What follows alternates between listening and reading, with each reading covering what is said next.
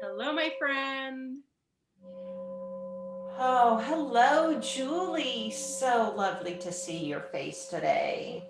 I've been looking forward to this for the last couple days, knowing that today was our day to catch up and share a poem Yeah, heading it's into been a, it's been a, we've been a little off track, yeah, but we're off track, but you know, that's life right now, isn't it? COVID rules apply.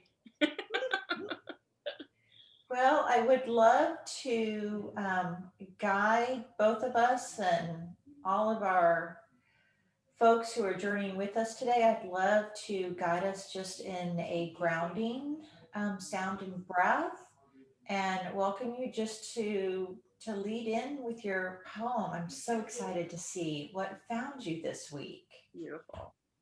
All right, so maybe just finding our comfortable, easy place with feet just rooted firmly on the floor, firmly into Mother Earth.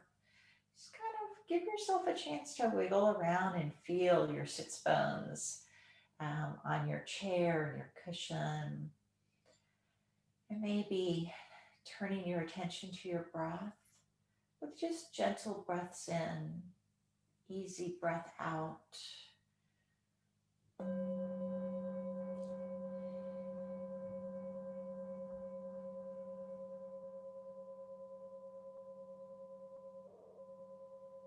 Allowing the sounds and the vibrations to gently move through you.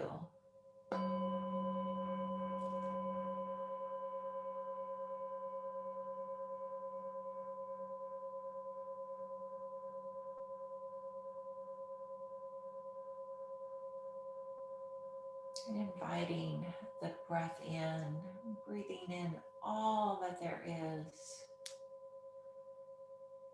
gently breathing out all that there is, and allowing the sounds to simply settle around you as we listen to the poem that has found Julie.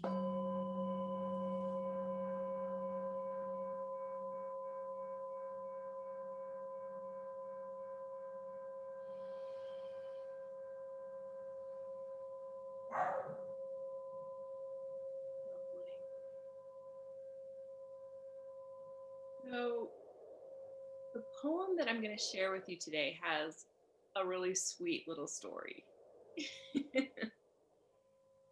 Last Sunday, I was thinking about um,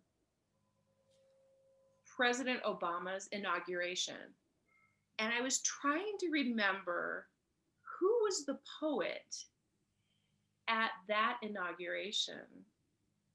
What was his name? I remember he was sort of a younger poet, but I could not for the life of me think about his name. And then that made me think, well, did we have a poet at our most current sitting president's inauguration, which we did not? And that led me still to being curious, who was that poet at President Obama's inauguration? So thank goodness for Google, because I was able to Google and find out that in 2013, the poet who was at that inauguration, his name um, was Richard Blanco, and he is Cuban-American. And at the time of that inauguration, he was the youngest poet asked, like, youngest poet, first immigrant asked to write a poem and recite a poem at an inauguration. So I started to realize as I dug a little bit deeper that it isn't standard necessarily to have something like a poem read, but it has kind of over the last five presidencies prior to the current one, that's been kind of a special invite to get to be participate that way. Mm-hmm. So that was really interesting, and I read the poem that he wrote and read for the inauguration called "One Today," and it's beautiful. And I thought, all right, I think it would be kind of nice to resurrect that and read that for Susan. And as you would know, as I was prepared and I had it printed out and I was ready to go, that night, as I was getting ready for bed, I have sort of a ritual, it's turned into a ritual of checking out some of my favorite podcasts to see, what's what. And On Being is one of my favorite podcasts. So I open up my app to see what is there, and what do I find? But Krista Tippett is interviewing Richard Blanco. So I was like, well, all right, this is meant to be. So I listened to that podcast, which is delightful. I highly recommend you check it out, On Being. And Richard Blanco reads a different poem that just hit me in the solar plexus, brought tears to my eyes, sort of stimulated the vibration of, oh, no, no, no, no, this is the poem that you need to read for Susan. So I'm just delighted to have this sort of fun, playful kind of confirmation that this is somebody that if you don't know about him, you need to know about him. He is just a beautiful writer. I look forward to listening to the On Being podcast. Yes. So I give you Richard Blanco's poem, which is titled The Declaration of Interdependence.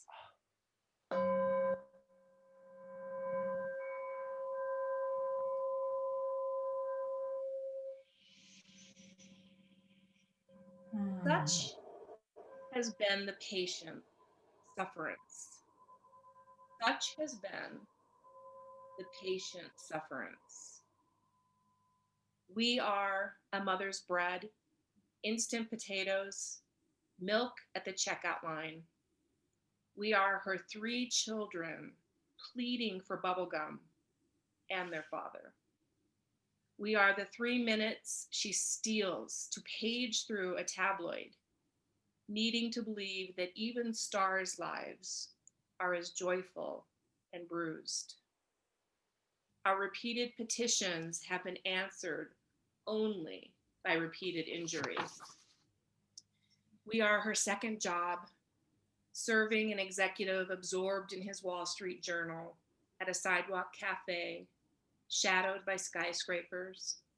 We are the shadows of the fortune he won and the family he lost. We are his loss and his lost.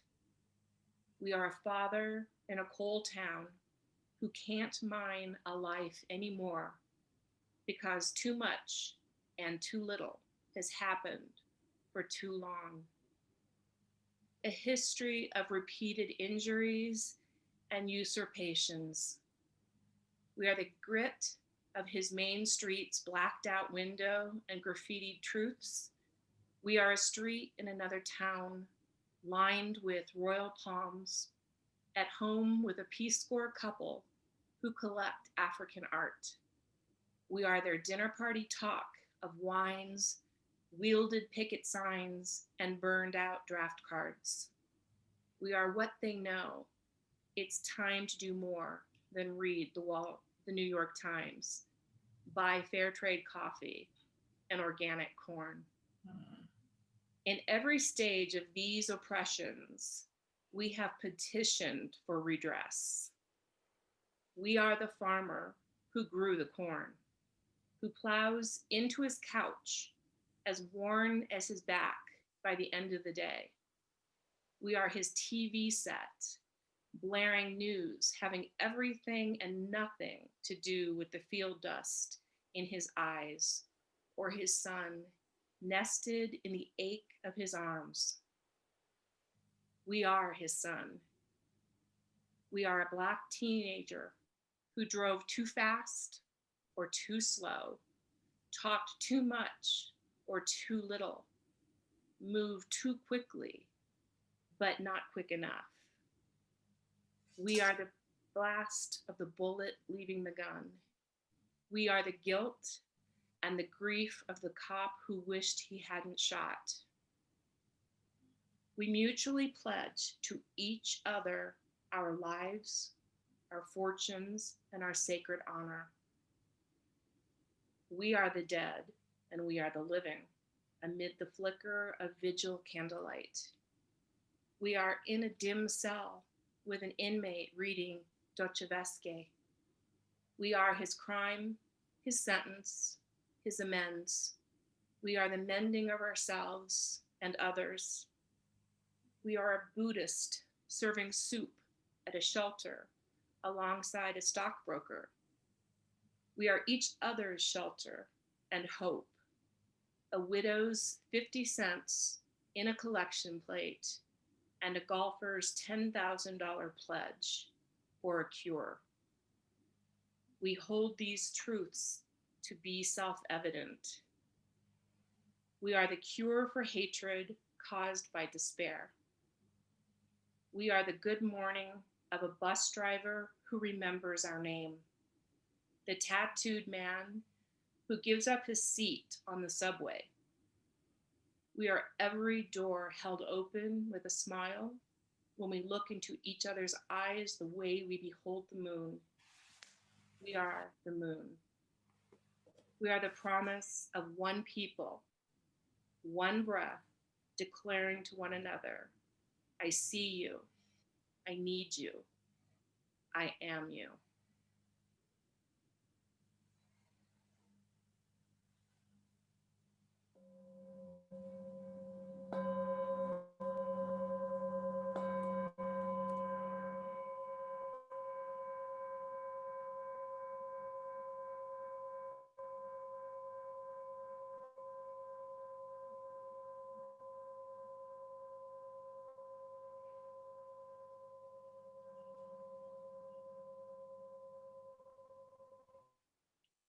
I, I need you. I am you.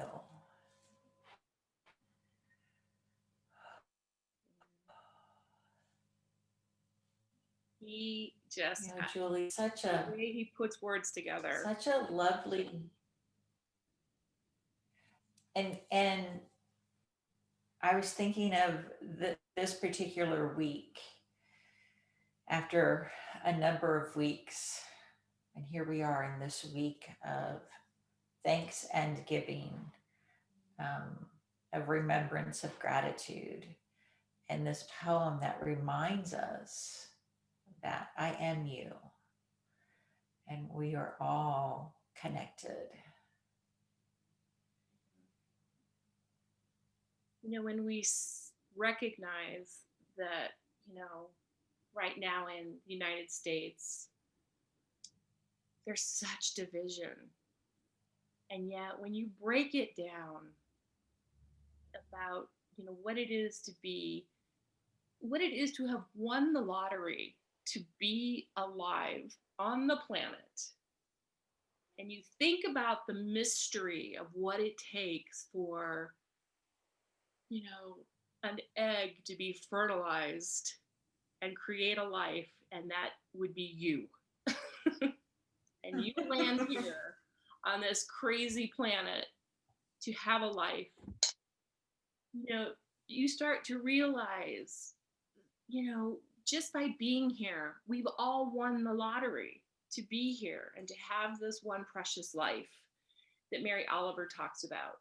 And it starts to make it, if you can start to drill it back, you start to realize that we are, you know, just saying, I see you, I need you, I am you, to the person who you have conflict with, or you have a difference of opinion with, whatever, if you can just start moving closer together by that acknowledgement, like, we can fix so much that is off the rails in our in our country and in our world by some pretty simple, Simple. yeah, some pretty simple movements on our part. Mhm. And I love that it takes this Cuban American perspective that feels more American than anything I have heard in a long time. This poem feels more like um, represents the concepts that matter to me as an American so potently, um, in that everyone is needed, you know, everyone has something to offer. It's such a lovely remembrance that we all turn our face to the same sun, and we all bathe in the same moon, and we all get our plants from the same Mother Earth. You know, we're all in this together. We're all interdependent on each other. It made me think of David White's word gratitude. And one of the things he says is the millions of things that have to happen in order for us to arrive in this moment. Mm-hmm. And just thinking of the thousands of people that we had to come in contact with for this moment, and acknowledging everybody that we come in contact with, whether we physically see them or as I'm eating my carrot, this remembrance of the person who planted the seed, the person who harvested this carrot, the person who drove it to the grocery store, and the person who put it on the rack in the grocery store so that I could have that one carrot. Mm-hmm. Yeah. Something I loved about Richard Blanco's story is, for 20, 20 plus years, I think, he worked as an engineer. So he was, working as an engineer by day and writing poetry. And, Mm. and so I love the fact that he is a working poet. He is somebody who continued working his true passion and finding time and carving out, space in his life and time to dedicate, because that was his true passion. And yet grateful to have been able to get an education in this country and make a living and support himself so he could really live that duality, which is an amazing, beautiful Mm-hmm. immigrant story. And now I understand he is, let me see if I can find where I wrote that down. He is a associate professor of creative writing at Florida International University. Wow. So just kept working his craft, refining his craft over 25 plus years, and now is able to really embody himself as a poet and a writer and Mm-hmm. living that dream, the American dream. Mm-hmm. Just keep at it, you keep at it sort of energy. And so I love that part of his story. And he said something that I thought was really clever in his interview with Krista Tippett.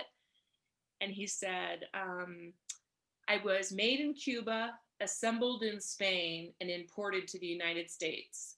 So he comes to the United States as a very young child. Yeah, Oh my Spain goodness. and Cuba. Such a perspective of remembrance. Mm-hmm. Um, and it brings us back to what it means to be American, Yeah. and to rely on each other, and the experiences that we have on our journey, that we don't just arrive um, fully formed and knowing our path and being there, but that journey along the way um, it's not a straight and narrow, but it feels like the experiences lend to the journey. Mhm. Yeah. You know, he said something else in the interview that I wrote down that I thought was powerful. He said, in working out that big question, what is an American? And what does it mean to be an American? And what does it mean to truly belong to a country? That sort of like is a theme that he ponders, kind of questions, you know, especially being somebody who is considered sort of like an outsider, you know, somebody who comes from a, you know, a different path to be now an American citizen. And it's so fascinating when you drill it back and think about, you know, the indigenous peoples of this, you know, the indigenous nations of what we call the United States of America, and then the immigrant story that really begins modern history of Mhm. what it is to be an American. It's just sort of a, yeah, it's the big question. It's the big, you know, who are we really?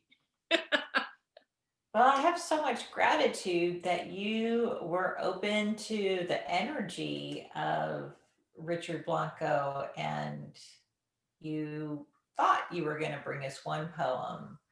But wow, the poem that landed here this week, and this remembrance and this reminder, I'm feeling a lot of gratitude. It's bringing me back to ground, and giving me some things to be curious about as we, especially move through this week of Thanksgiving, but as we move through the next 2 months as well. Yeah. Yeah. It'll be Yeah. interesting to see, knowing that Joe Biden, our president elect, is a huge fan of Seamus Heaney, who is an Irish poet. It'll be interesting to see if he has someone at his inauguration to step in and, you know, read some inspirational poetry to set the tone for that 4 year. Yeah, I'm looking forward to this. Yeah. I'm looking forward to who the poet will be and what the poem will be that, like you said, will set the groundwork, and the invitation for the next 4 years. Mhm. Well, my friend, Yeah. Well, that rabbit hole once again. yeah. Thank you for being here and for witnessing this this share, because I found I found him to be very inspiring. Yeah, and his poetry. I read a few other of his beautiful works. He has a book called How to Love a Country, and this Mm, poem is in that book. But we'll make sure that we have the this poem in the yeah. notes for our posting. Well, I see you. I need you. I am you.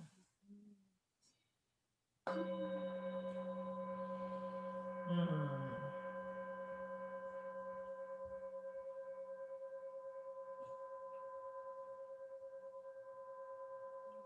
Happy Thanksgiving, my friend.